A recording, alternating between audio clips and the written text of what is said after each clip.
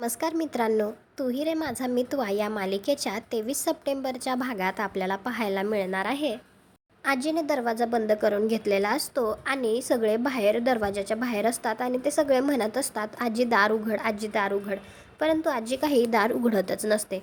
त्यावेळी अंजली म्हणते, आजीला खरंच काही झालं नसेल ना?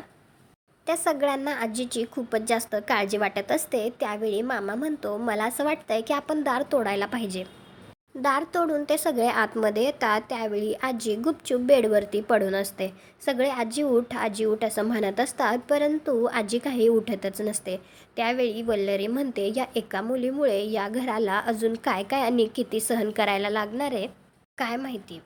मामासुद्धा सतत आई आई असं म्हणत असतो, परंतु त्या काही डोळे उघडतच नसतात आणि त्या सगळ्यांना खूपच जास्त काळजी वाटत असते. तुम्हाला काय वाटतं, आजीला खरंच काही झालं असेल की वल्लरी आणि आजी या दोघींचा प्लॅन असेल हा सगळा? कॉमेंट करून नक्की सांगा. व्हिडिओला लाईक करा. आपल्या मराठी मालिका चॅनलला सबस्क्राईब करा. भेटू उद्याच्या भागात.